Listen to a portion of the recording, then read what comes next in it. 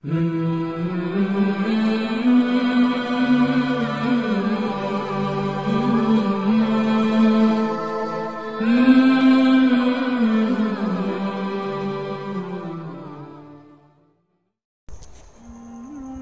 کی اس ویڈیو میں حضرت انس کا واقعہ بیان کیا جا رہا ہے۔ قصہ حضرت انس بن نضر کی شہادت کا۔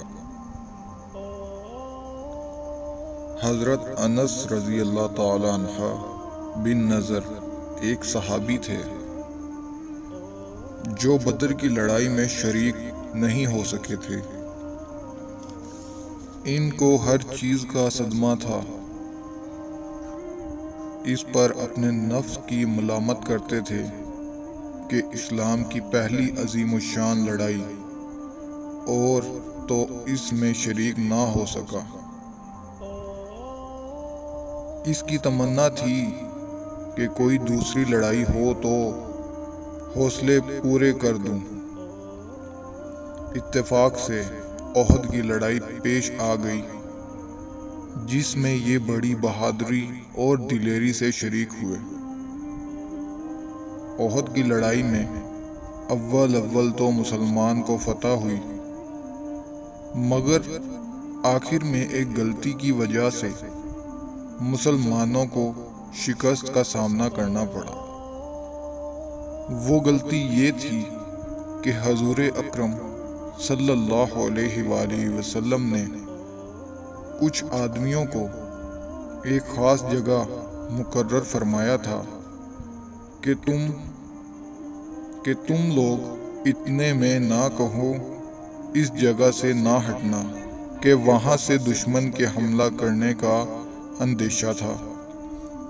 جب مسلمانوں کو شروع میں فتح ہوئی تو کافروں کو بھاگتا ہوا دیکھ کر یہ لوگ بھی اپنی جگہ سے یہ سمجھ کر ہٹ گئے کہ اب جنگ ختم ہو چکی، اس لیے بھاگتے ہوئے کافروں کو پیچھا کیا جائے اور غنیمت کا مال حاصل کیا جائے۔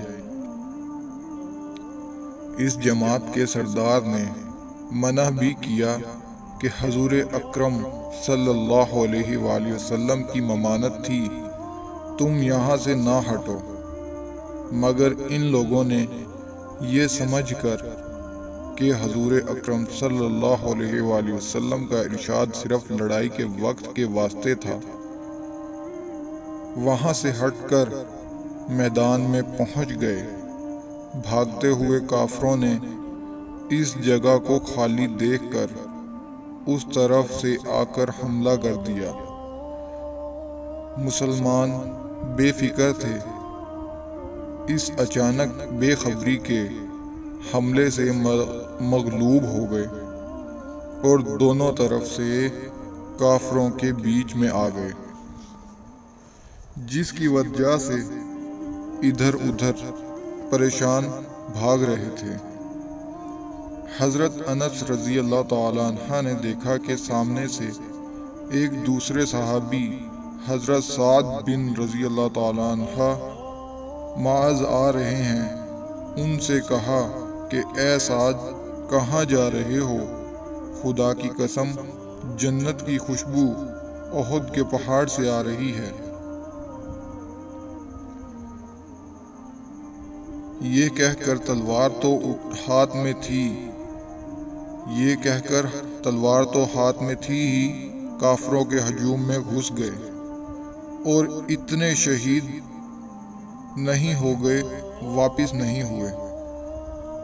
شہادت کے بعد ان کے بدن کو دیکھا گیا تو جھلنی ہو گیا تھا، اسی سے زیادہ زخم تیر اور تلوار کے بدن پر تھے۔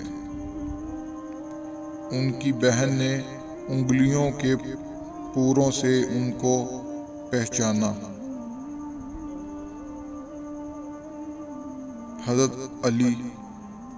حضرت انس بن نضر کی شہادت کا یہ واقعہ اور اس کا فائدہ۔ جو لوگ اخلاص اور سچی طلب کے ساتھ اللہ کے کام میں لگ جاتے ہیں ان کو دنیا ہی میں جنت کا مزہ آنے لگتا ہے۔ یہ حضرت انس رضی اللہ تعالیٰ عنہ ہی میں جنت کی خوشبو سونگھ رہے تھے۔ اگر اخلاص آدمی میں ہو جاوے تو دنیا میں بھی جنت کا مزہ آنے لگتا ہے۔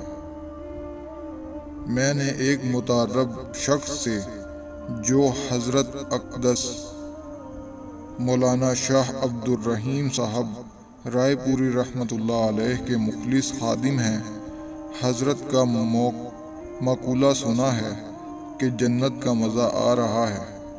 فضائل رمضان میں اس کا قصہ لکھ چکا ہوں۔ تو جو کچھ پڑھا سنا اللہ پاک اس پر عمل کرنے کی توفیق عطا فرمائے اور دین پر چلنے اور اس کو سمجھنے کی توفیق عطا فرمائے۔ السلام علیکم ورحمۃ اللہ وبرکاتہ۔